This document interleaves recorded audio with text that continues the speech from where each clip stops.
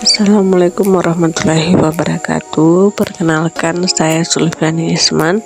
Di sini saya akan membuat artikel tentang bimbingan dan konseling Islam untuk memenuhi tugas pada mata kuliah bimbingan dan konseling. Artikel ini bertujuan untuk memberikan pemahaman yang mendalam mengenai esensi bimbingan konseling Islami serta pentingnya penerapan nilai-nilai agama Islam dalam proses bimbingan dan konseling. Dengan demikian, diharapkan pembaca dapat memperoleh wawasan yang lebih luas mengenai kontribusi bimbingan konseling Islami dalam membentuk individu yang seimbang secara spiritual dan psikologis. Adapun pembahasan dalam artikel ini, yang pertama mengenai konsep dasar bimbingan konseling Islami, yang kedua tujuan dan dasar bimbingan konseling Islami, yang ketiga asas-asas bimbingan konseling Islami, yang keempat fungsi dan metode bimbingan konseling Islami, yang kelima syarat menjadi pembimbing dan konselor Islami. Adapun konsep dasar bimbingan konseling Islami, dalam konteks bimbingan konseling Islami, konsep dasar memiliki peran yang sangat penting dalam membentuk landasan utama dari pendekatan ini. Konsep dasar bimbingan konseling Islami dibagi menjadi tiga. Yang pertama, konsep keadilan menjadi salah satu poin utama dalam bimbingan konseling Islami. Keadilan dalam konteks ini mencakup perlakuan yang adil dan merata terhadap setiap individu tanpa memandang latar belakang sosial, ekonomi, dan budaya.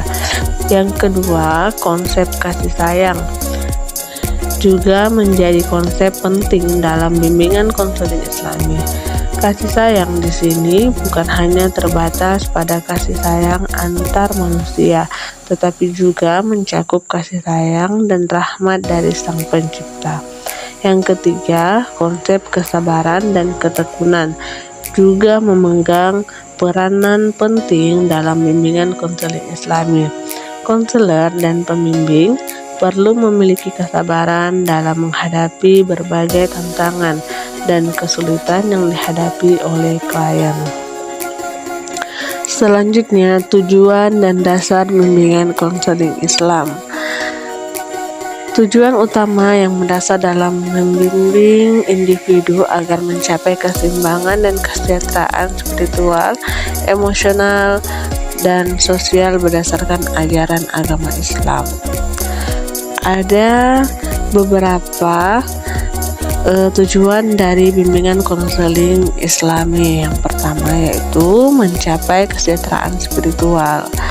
Salah satu tujuan utama bimbingan konseling Islami adalah membantu individu dalam mencapai kedamaian dan kepuasan spiritual. Yang kedua, peningkatan keseimbangan emosional. Bimbingan konseling Islami juga bertujuan untuk membantu individu dalam mengelola dan mengembangkan keseimbangan emosional. Yang ketiga, mendorong kesejahteraan sosial.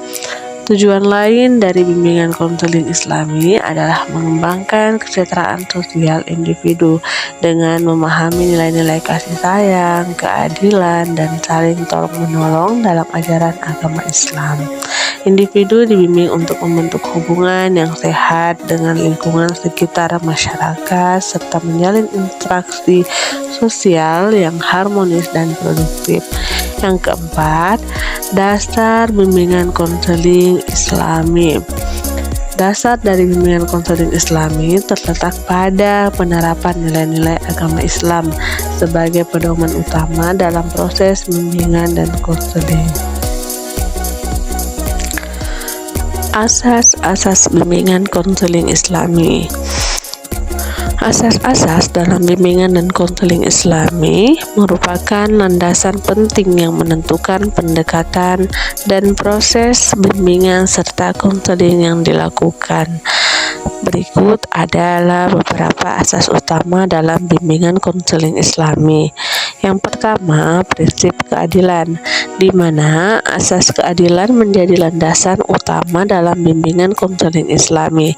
Prinsip ini mengajarkan pentingnya perlakuan adil dan merata terhadap individu tanpa memandang latar belakang sosial, ekonomi, ataupun budaya. Yang kedua, prinsip kesetaraan. Asas kesetaraan menekankan pentingnya perlakuan yang setara dan merata terhadap setiap individu tanpa diskriminasi. Yang ketiga, penghargaan terhadap martabat manusia. Asas penghargaan terhadap martabat manusia mengajarkan pentingnya menghormati hak-hak asasi setiap individu. Dalam bimbingan konseling Islami, asas ini tercermin dalam sikap penghormatan, empati, dan menghargai integritas serta keunikan setiap individu yang mendapatkan layanan bimbingan dan konseling. Yang keempat, prinsip akhlak mulia. Asas akhlak mulia mengacu pada pengembangan karakter yang baik dan mulia berdasarkan ajaran agama Islam. Yang kelima, keterpaduan antara ilmu pengetahuan dan nilai agama. Asas ini menegaskan pentingnya mengintegrasikan ilmu pengetahuan psikologi dengan nilai-nilai agama Islam dalam proses bimbingan dan konseling. Selanjutnya, fungsi dan metode bimbingan konseling Islami. Yang pertama, fungsi bimbingan konseling Islami. Pertama, memberikan paduan spiritual. Bimbingan konseling Islami bertujuan untuk membimbing individu dalam memperdalam hubungan spiritualnya dengan Tuhan serta mengembangkan keimanan yang kokoh. Yang kedua, membantu penyelesaian masalah. Bimbingan konseling Islami berfungsi sebagai sarana untuk membantu individu menyelesaikan masalah kehidupan dengan pendekatan yang sejalan dengan nilai-nilai agama Islam. Yang ketiga, mengembangkan ketahanan psikologis. Fungsi ini menitik beratkan pada pengembangan ketahanan emosional dan mental individu dalam menghadapi berbagai tantangan kehidupan. Adapun metode bimbingan konseling Islami, pertama, terapi Islami. Menggunakan pendekatan terapi yang berlandaskan pada ajaran agama Islam untuk membantu individu dalam mengatasi masalah psikologis dan spiritual. Yang kedua, konseling berbasis Al-Quran dan hadis. Mengintegrasikan ayat-ayat Al-Quran dan hadis Nabi Muhammad SAW dalam proses konseling untuk memberikan paduan dan solusi yang sesuai dengan ajaran agama Islam. Yang ketiga, penerapan nilai-nilai moral Islam. Menerapkan nilai-nilai moral dan etika Islam dalam proses pembimbingan dan konseling sebagai landasan bagi pengembangan karakter yang baik dan bermartabat.